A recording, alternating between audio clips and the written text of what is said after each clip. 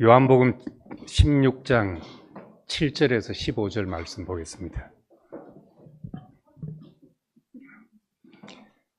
그러나 내가 너희에게 실상을 말하노니 내가 떠나가는 것이 너희에게 유익이라. 내가 떠나가지 아니하면 보혜사가 너희에게로 오시지 아니할 것이요 가면 내가 그를 너희에게로 보내리니 그가 와서 죄에 대하여 의에 대하여 심판에 대하여 세상을 책망하시리라. 죄에 대하여라 함은 그들이 나를 믿지 아니하며 의에 대하여라 하면 내가 아버지께로 가니 너희가 다시 나를 보지 못하며 심판에 대하여라 하면 이 세상 임금이 심판을 받았습니다. 내가 아직도 너희에게 이를 것이 많으나 지금은 너희가 감당하지 못하리라. 그러나 진리의 성령이 오시면 그가 너희를 모든 진리 가운데로 인도하시리니 그가 스스로 말하지 않고 오직 들은 것을 말하며 장래일을 너희에게 알게 하시리라. 알리시리라. 그가 내 영광을 나타내리니 내 것을 가지고 너희에게 알리시겠습니다. 무릇 아버지께 있는 것은 다 내 것이라. 그러므로 내가 말하기를 그가 내 것을 가지고 너희에게 알리시리라 하노라. 조금 있으면 너희가 나를 보지 못하겠고 또 조금 있으면 나를 보리라 하시니 16절까지 봤습니다.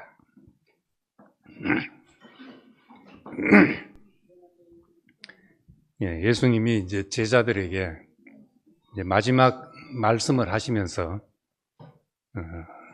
내가 너희에게 실상을 말하겠다.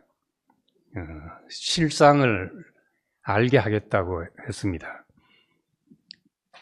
그 진리라고 번역된 말이 이제 같은 단어가 여기서는 그 실상이라고 번역을 했습니다. 그러니까 실상을 알게 하겠다는 말은 이제 진리를 알게 하겠다는 말인데, 이제 진리라고 하면은 우리는 이제 그 팩트나 이런 것으로 생각하기 쉽기 때문에 오히려 실상이라는 말이 예수님이 말씀한 의도에 가깝습니다. 히브리서 10장에 보면은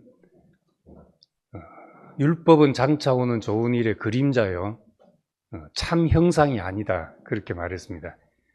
그러니까 그림자고 그것이 이제 참 형상은 아니다. 거기서 말하는 이제 참 형상, 이제 그것이 실상이지요. 실제로 말하고자 하는 바, 그것은 안식일 날 일 안 해야 되고 제물을 드려야 되고 이것은 그림자고 그것을 통해서 이제 실상 말하려고 하는 바가 이제 따로 있다는 말입니다. 제가 어릴 때 들은 얘기로 계란 한꺼번에 2개씩 먹고 이러면 머리가 나빠진다는 얘기를 들었거든요. 계란 2개씩 먹고 하면 바보가 된다고. 그래서 저는 이제 계란 2개를 무서워서 못 먹었죠. 근데 미국 가니까 아침에 계란 3개씩을 후라이에서 먹더라고요. 그럼 이 사람들 다 바보가 돼 있어야 되는데 더 잘 살고 더 열심히 살고 더 많은 것을 알고 이제 그래서 그 말을 들었을 때 왜 그 말을 하는지 몰랐죠. 제가 어릴 때 이제 식욕이 왕성해서 집에 식구들 먹으려고 뭐 사오면은 냉장고에 열어가지고 있는 거 저 혼자 다 먹었다 그래요. 어머니 말씀에 의하면은 뭐 딸기라도 같이 먹으려고 사놓으면 보는 즉시 이제 내가 다 먹고 한 그런 식이니까 이제 못 먹게 하려고 혼자 다 먹지 말라는 말을 2개 먹으면 바보 된다고 그렇게 말하지 않았나. 아마 다른 집에도 그렇게 말한 집은 혼자 다 먹지 말라는 말이 실상인데 2개 먹으면 바보 된다는 말로 들었던 거죠. 말하려고 하는 이제 참 의도가 이제 그 속에 이제 감춰져 있는데, 예수님은 이 구약의 말씀의 비밀, 그 실상을 우리에게 알게 하겠다. 모든 것의 실상을 우리에게 알게 하겠다. 그렇게 말했습니다. 예수님의 말씀은 우리에게 그 실상을 알게 하는 말씀입니다. 그것의 참된 의미가 뭔지를 알게 하는 말씀이죠. 안식일 날 일하지 않는 것의 실상은 일하지 않는 것이 아니라 자기 일이 끝나는 것이 참 안식이었습니다. 자기 일이 끝난 것, 그것 역시 그리스도지요. 그것이 재물의 실상, 드리는 사람과 받는 분을 위해서 드려지는 것, 각을 떠서 살은 살대로, 뼈는 뼈대로, 내장은 내장대로 다 해서 이렇게 드리는데, 왜 그렇게 드리는지를 모르고 이제 오랜 세월을 제물을 드렸습니다. 근데 예수님을 보니까 그 모든 것의 실상이 바로 그리스도였구나.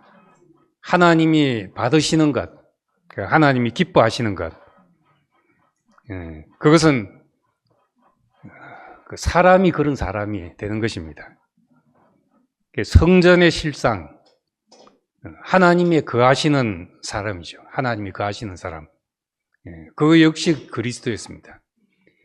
그러니까 구약에 있는 모든 이야기들은 그건 형상이고 참 형상이 아니고 그림자 같은 것이었습니다. 근데 예수님이 이제 그 그림자 같은 그것을 이제 벗기시고 우리에게 실상을 알게 하겠다 말씀했습니다. 요한복음은 보이지 않는 하나님을 우리에게 와닿게 어떻게 전달할 것인가. 그래서 태초에 하나님이 계셨다는 창세기 말씀을 태초에 말씀이 계셨다 이렇게 했습니다. 그리고 이 말씀만 해도 뭐가 말씀이냐 이렇게 되니까 다시 말씀이 육신이 되어 우리 가운데 가셨다. 그 모든 말씀의 실상은 이 사람이었던 거죠. 이런 사람이 되게 하려고 하나님 말씀하셨구나. 그렇게 알았습니다. 그렇지만 사람들이 이 사람을 오해하고 제자들까지도 오해하게 됐던 겁니다. 그래서 이제 예수님은 다시 내가 가야 되는구나. 이 참 형상을 보고도 오해가 되니까 내가 가고 또 다른 보혜사가 와서 이제 진리의 성령이 와서 오셔야 모든 것을 너희에게 이제 알게 할 것이다. 예수의 영광을 보게 하는 그 영이 와야 된다. 이렇게 말했습니다. 그리고 이제 8절에 그가 와서 죄에 대하여, 의에 대하여, 심판에 대하여 책망하시리라 했습니다. 죄의 의, 심판, 이렇게 말하면 이제 좀 너무 오래 이런 이야기를 하다 보니까 식상하잖아요. 젊은 사람들한테 죄 이렇게 하면은 와닿기가 힘든 이야기가 되어버렸습니다. 좀 바꿔서 말하면은 이제 뭐가 우리 인생의 문제인가? 다 행복하기를 원하고 사랑받기를 원하고 인생 정말 잘 살았다 이렇게 하기를 원하는데 그렇게 안 되는 것이 이제 뭐가 문제인가? 그걸 이제 죄라고 말했고, 그럼 무엇이 올바른 상태인가? 무엇이 구원의 상태가 어떤 것인가? 그것을 이제 의라는 말로 했습니다. 심판이란 말을 바꾼다면은 우리 인생에서 무엇이 추수될 것인가? 그렇게 생각할 수 있습니다. 9절에는 죄에 대하여라 하면 그들이 나를 믿지 않는 것이다. 뭐가 잘못된 것인가? 나를 믿지 않는다. 이렇게 말한 것은 이제 그 당시에 예수에 대한 사람들의 불신 때문에 이렇게 말한 것입니다. 유대인들이 예수를 배척했기 때문에 이제 그들에게 드러난 문제는 하나님이 제시한 이 의를, 올바른 것을 받아들일 수 없었던 것입니다. 믿는다는 말이 오늘 기독교 안에서 쓰는 이제 그런 의미인가? 요한복음을 자세히 들여다보면은 요한복음 1장에 영접하는 자, 곧 그 이름을 믿는 자 이렇게 말했습니다. 이제 곧 하는 말은 같은 말이죠.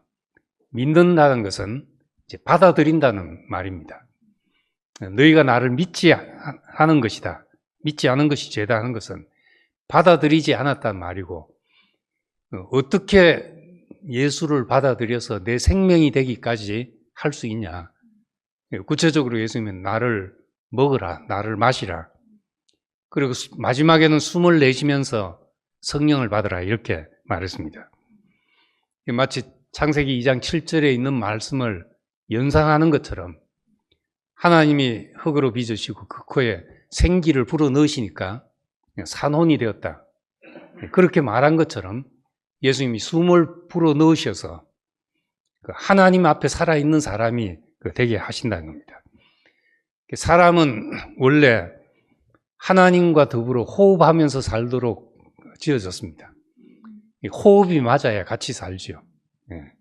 그런 의미에서 생기를 불어넣으셨다고 했습니다. 생명나무를 주어서 먹게 했는데 먹는 게 억지로 먹어집니까? 일단은 먹음직해야지 이제 먹어지는 것이니까 먹으라 한 것이 먹음직하게 보이지 않는 것이 그것이 이제 타락이고 죄고 잘못된 것입니다. 우리가 마땅히 가야 할 길, 마땅히 받아들여야 될 것, 마땅히 좋아해야 될 그것이 우리에게 좋아 보이지 않는다. 이게 병든 상태죠. 산의 진미를 쌓아놨는데 입맛이 하나도 없다. 먹으라 하면 아주 귀찮아진다. 그러면 이제 병든 것 아니겠습니까? 그렇듯이 이 뭐가 좋아 보이냐, 그 사람에게 뭐가 먹음직하고 보암직하고 어떤 것이 우리에게 좋아 보이냐, 이것이 그 사람의 상태고 그 사람의 수준이고 그 사람 인격이고 그 사람의 길이 됩니다. 근데 예수님을 믿지 않았다, 받아들여지지 않았다, 그건 생명나무처럼 보암직하지 않았다는 말이죠. 싫어졌다. 이 사람은 아버지밖에 없는 사람이었습니다. 내가 보내신 이의 일을 하여야 한다. 난 내 뜻대로 하지 않고 아버지의 뜻대로 하려고 한다. 이런 사람이 사람들에게는 싫어서 버림바 됐단 말입니다.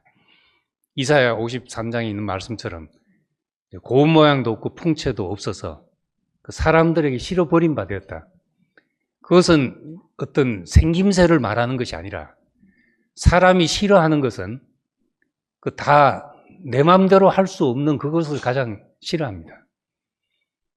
우리 애들이 고등학교를 졸업하고 대학을 갈 때 어느 대학을 가냐, 그 대학의 유일한 목표는 집을 떠날 수 있는 대학으로 간다는 것이 목표였습니다. 집을 떠나야 이제 마음대로 할 수 있는 거거든요.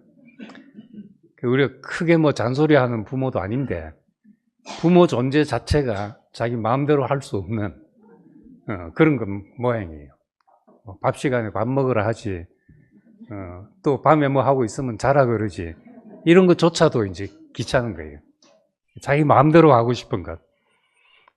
그래서 각기 제 길로 갔다. 이사야 53장에는 각기 제 길로 갔다 그러고, 사사기에 보면은 사사가 없으므로 자기 소견대로, 자기 소견에 좋은 대로 행했다, 그렇게 했습니다.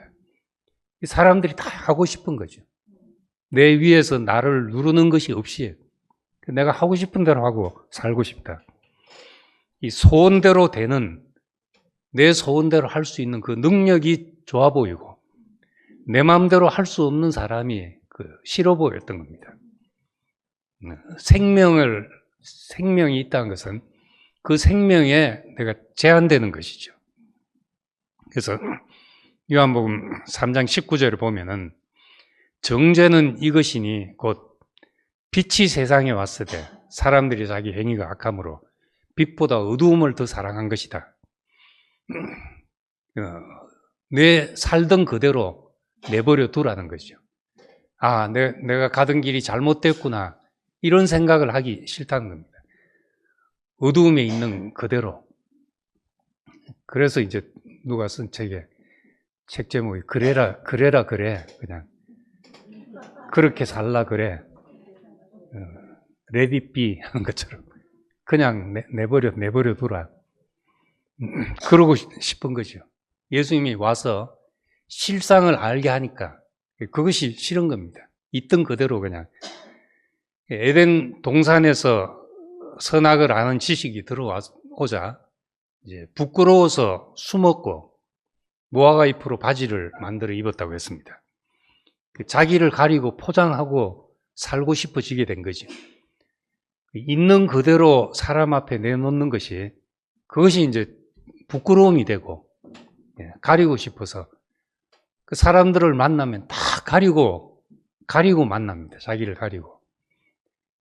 근데 사실은 이제 자기를 있는 그대로 내놓는 그것이 알고 보면 그 사람에게 권세가 되고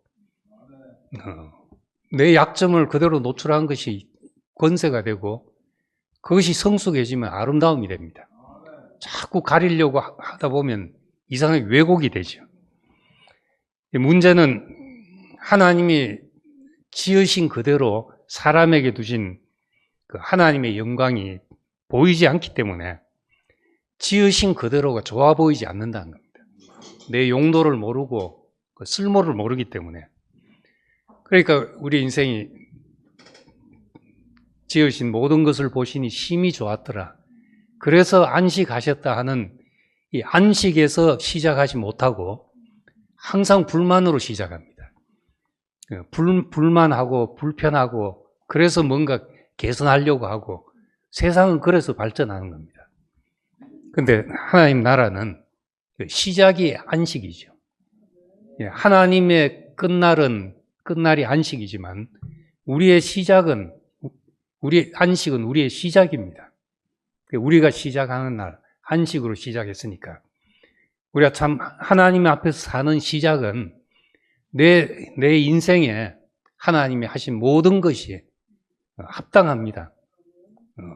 내 인생에 더할 것도 없습니다. 더할 것이 없습니다. 내 잔이 넘칩니다.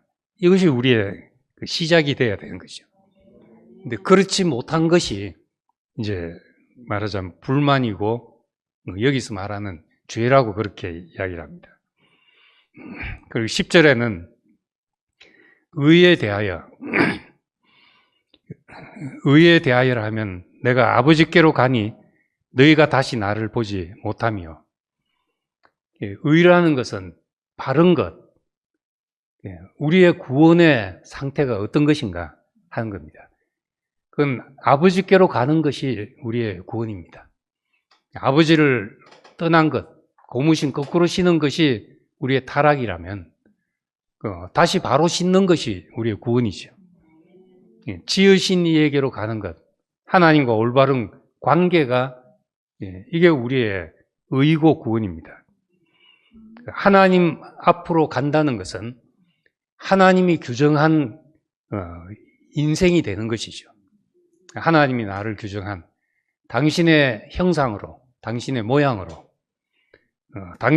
이것을 이제 기독교인들은 당신의 영광을 위해서 우리를 지었다.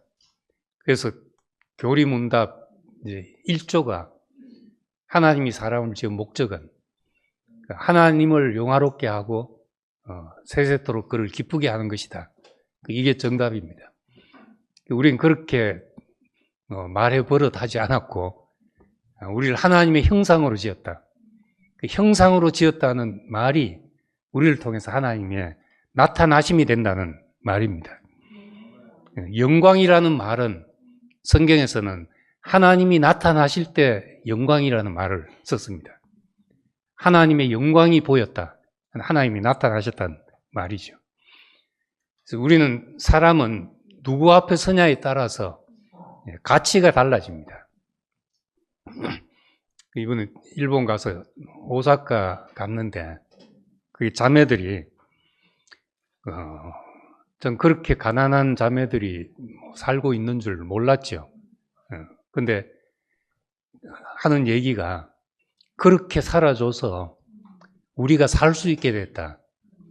그런 이야기를 하는데 나는 내 가치를 잘 모르고 우리는 우리 가치를 잘 모르는데 그 자매들 만나니까 우리가 누군가를 위해서 이렇게 살아야 됐었구나.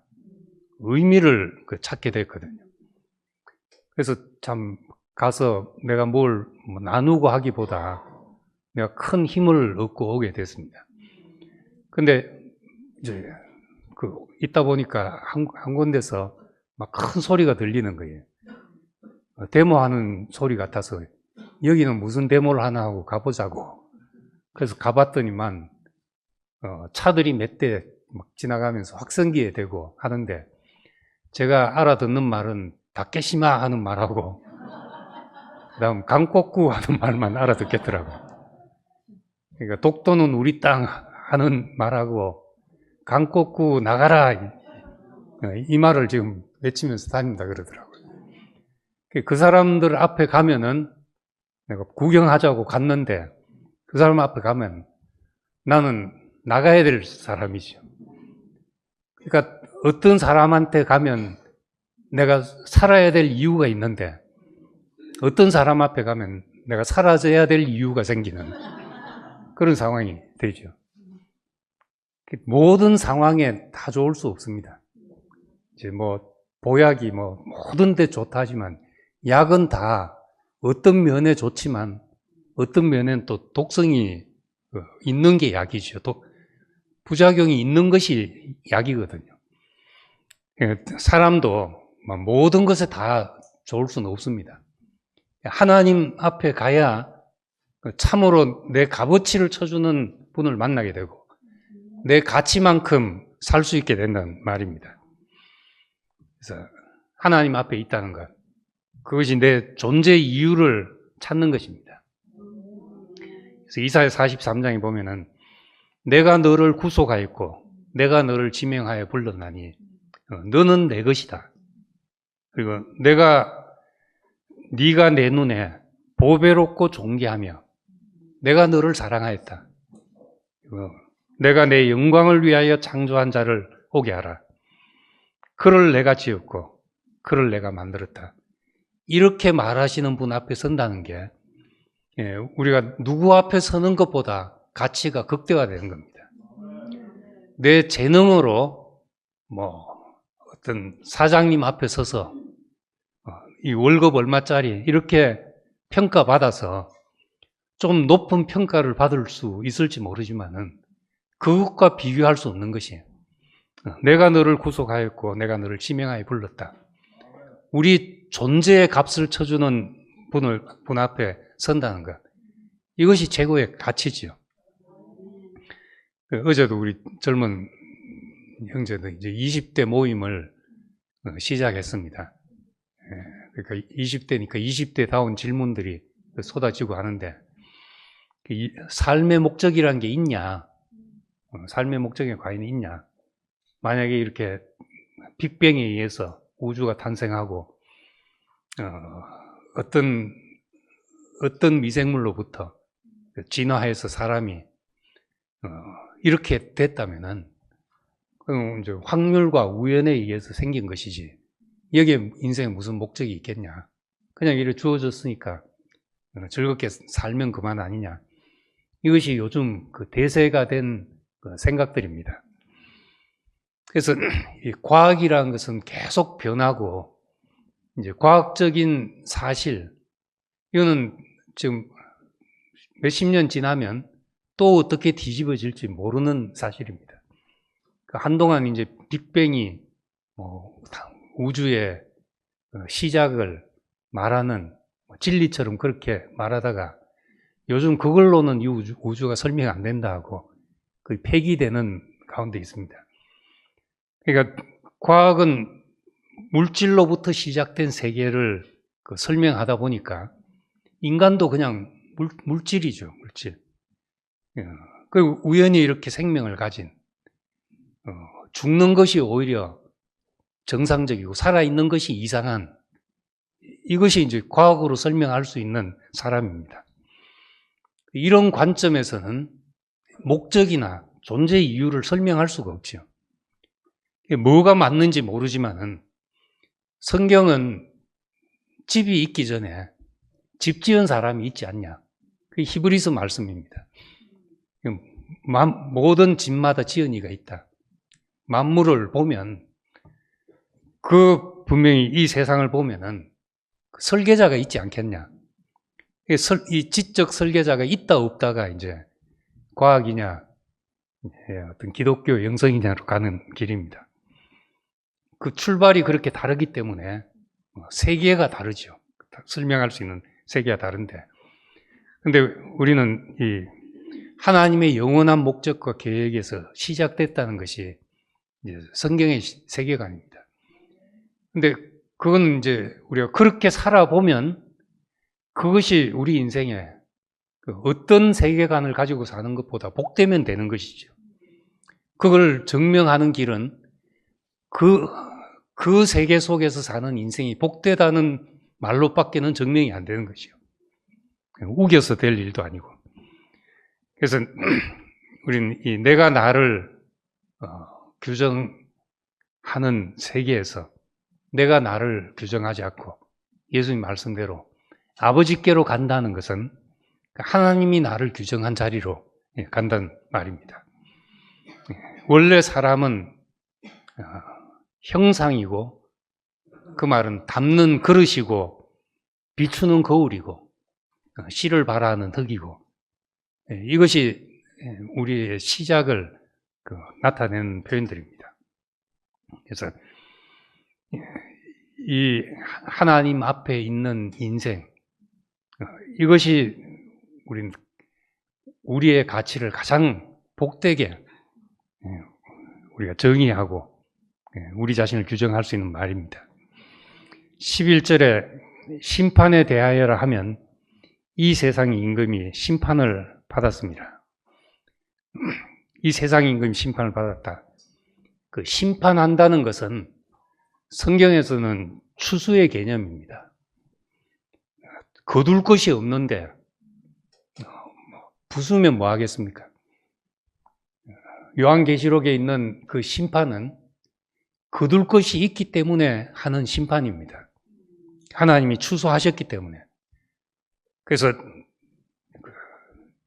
가라지가 밀을 심었는데 가라지가 난 밭을 향해서 예수님께서 가라지를 뽑으리까 하니까 가라지 뽑는 게 문제가 아니라 알고 그걸 거두는 것이 문제라는 거죠. 그래서 가만두어라. 추수 때 추수하고 나면 가라진 저절로 밖에 내다 던져 불사르게 된다. 이것이 예수님이 말한 심판입니다. 그러니까 이 세상에서도 그래서 추수할 것이 없으면 심판이란 건 무의미한 거죠. 우리 정죄를 쉽게 하지만 너 그거 잘못했어. 그런 말이 무슨 도움이 되겠습니까?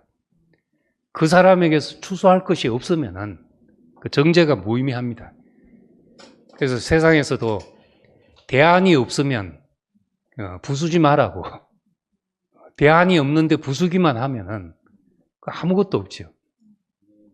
그래서 이 실상에 대한 말씀을 들은 이제 어떤 목사님이 이 말씀을 듣고 나서 자기 교회에 가서 보니까 다 실상이 없어 보이거든요. 기도를 열심히 하는데, 그래서 가서 이제 설교마다 기도하는데 그게 아니고, 그리고 11조 드리는데 이제 그게 아니고, 또 예배를 드리는데 참 예배는 그게 아니고 하다가 이제 그게 아니고 목사가 되어버렸습니다. 그러다가 쫓겨났다는 슬픈 이야기가 있습니다. 이제 그분하고 이야기하면서 이제 그게 아니라는 말을 할 필요가 없고, 그 실상이 보여지면 저절로 그런 건 없어지는 게 아니냐. 계란이 안에서 병아리가 자라나면은 지가 그 껍질 속에 있을 수 없어서 깨고 나오게 됩니다.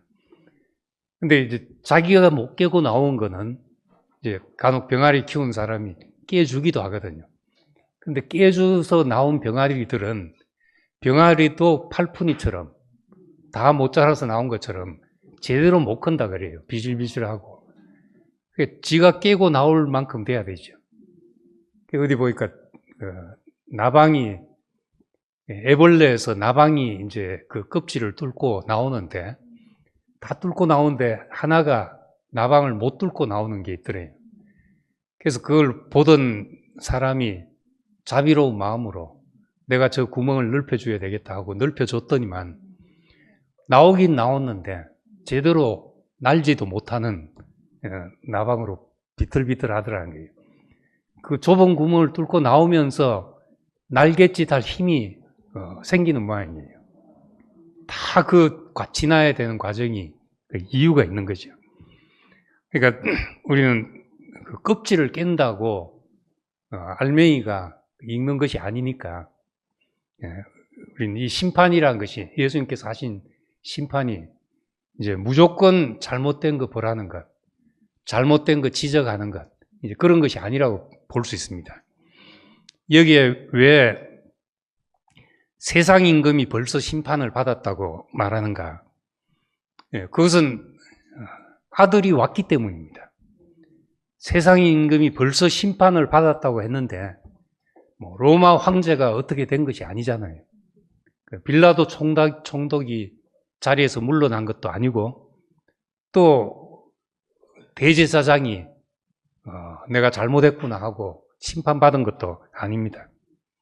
단지 아들이 왔기 때문에 그것은 다 이미 그 자체로서 심판이 된 것이라는 겁니다. 요한복음 3장 18절에 보면 아들을 믿지 않는 자는 벌써 심판을 받았다. 아들이 있는 자는 영생이 있고 아들이 없는 자는 영생이 없다. 요한일서 5장에 이제 그 말과 같은 말이죠. 빛은 어두움을 내몰려고 애쓰지 않습니다. 그냥 자기 성질이 그렇게 비치는 것이죠. 우리가 참 실상이 있으면은 허상을 깨려고 하거나 허상 때문에 괴로워하거나 그럴 이유가 없다는 겁니다. 이제 뭔가 처음에 이제 자기가 빛이 아니고 이제 빛이 확 비춰오게 되면은 다른 사람 안 된 것부터 보이기가 쉽습니다. 뭔가 알아가지고 정죄가 난무하게 되죠. 근데 어떤 과정이 지나고 참 내가 빛 가운데 참으로 거하는 사람이 되면은 그 다른 사람이 어두움에 있다 하는 것을 우리가 말할 필요가 없이 내가 그렇게 사는 것 자체가 어떤 사람에게는 심판이 될 수도 있는 겁니다. 그래서 자신이 비치는 것만으로도 어둠이 심판이 되기 때문에 자신이 아들로서 아버지께서 하라고 하신 일을 하고 내가 아버지를 사람들 앞에 나타내었습니다. 이렇게 됐을 때 세상은 이미 심판이 된 것이다. 그래서 심판에 대하여라 하면 세상 임금이 심판을 받았기 때문이다. 이렇게 말합니다. 16절을 보면 조금 있으면 나를 보지 못하고 또 조금 있으면 나를 보리라 그랬습니다. 조금 있으면 나를 보지 못하고 또 조금 있으면 나를 보리라. 이게 무슨 말인가? 지금 제자들이 보고 있는 것은 물론 말씀이 육신이 되어 온 뿐이지만은 그들은 같이 생선 구워 먹고 같이 어디를 여행 가고 같이 자고 했던 그 예수를 제자들은 본 것입니다. 지금 보고 있는 그것을 조금 있으면 보지 못한다. 내 육체는 떠나고 사라질 것이다 하는 말입니다. 근데 조금 있으면 다시 나를 보리라 하는 그것은 실상을 보게 된단 말이죠. 진리의 성령, 우리에게 실제를 알게 하는 그 영이 오시면은 지금까지 예수와 함께 살았던 그것이 무슨 의미인지를 우리가 알게 될 것이라는 겁니다. 실상의 영이 오면은 히브리서 말씀대로 두세 사람이 내 이름으로 모인 곳에 나도 그들 중에 있느니라. 그 있는 것을 보게 된다는 말입니다. 우리 교통 가운데 나타나는 그리스도를 보게 되는 거죠. 제자들은 예수님과 함께 먹고 자고 했던 사람들입니다. 근데 그 예수를 보지 못하지만은 이제는 예수의 실상, 하나님 앞에서 서 있는 규정된 인생, 내 뜻으로 살지 않고 아버지의 뜻으로 사는 이 사람을 보게 되면은 우린 그거는 교회에서도 볼 수 있고 내가 어떤 사람을 만나는데 거기서도 나타날 수도 있고 함께 교제하고 하는데도 보여줄 수가 있고 제자들은 그 신기한 경험을 했던 겁니다. 누가복음에 보면 엠마오로 가던 두 제자가 가다가 성경 이야기를 하는데 옆에 예수님이 나타나신 것이죠. 그리고 같이 가려고 하는데 또 지나가시고 사라지더라는 겁니다. 근데 그들은 뭘 받는가? 참 실상을 봤다는 겁니다. 말씀 안에서 말했던 그 재물이 무엇이고 하나님의 약속이 무엇이고 축복이 무엇이고 너의 씨로 말미암아 천하 만민이 복을 얻으리라 했던 그것이 무엇인지 이제 실상을 보게 되니까 이젠 육신적인 예수를 붙들고 있던 그 슬픔에서 이젠 영원한 기쁨으로 옮겨간 사람이 되었습니다. 이것이 요한복음 16장의 그 말씀입니다. 그래서 우리도 정말 이 실상이 만나지면 두세 사람이 모인 곳에 우린 소모임에 한 10명 모이면 작게 모였다고 생각하는데 두세 사람이 모인 곳에도 나도 그들 중에 있느니라 했는데 많이 모인 거죠. 우린 여기 이 정도만 해도 인사 제대로 못하고 가는 분도 있습니다. 늦게 왔다가 일찍 가면은 왔는지도 모르는 사람도 생깁니다. 우리가 참으로 교통할 수 있는 사람들, 우리에게 허락된 사람들을 깊이 감사하고 살면 그 사람들과 관계 속에서도 나도 그들 중에 있다는 그 실상을 경험하게 되죠. 그래서 우리는 언제라도 내 뜻대로 안 되는 사람에게서 내 것이라고 할 것이 아무것도 없는 사람에게서 그리스도의 실상을 보게 되고 또 알게 되기를 소망합니다. 기도하겠습니다. 은혜로우신 아버지 하나님, 참 우리에게 실상을 알게 하기 위해서 오셨고 우리가 그리스도의 실상을 알고 나니까 우리 인생에 허락된 모든 제한이 축복임을 알게 됩니다. 내 뜻대로 살 수 없는 그 시간들이 대해서 감사하게 되고 내 마음대로 살아야 내 육신의 정욕과 안목의 정욕과 이생의 자랑뿐인 이 인생을 제한하시고 관계하시고 내가 너를 지명하여 불렸다고 말씀하심으로써 아버지 앞에 있는 인생이 되게 하신 것을 감사드립니다. 우리를 통해서 내 뜻이 나타나지 않더라도 아버지의 뜻이 나타나서 참으로 우리에게서 하나님이 거두실 것이 있는 사람이 되게 하신 것을 감사드립니다. 오늘 두세 사람이 모인 곳에서 예수의 실상을 경험하는 사람들이 되기를 원합니다. 예수님 이름으로 기도드립니다. 아멘.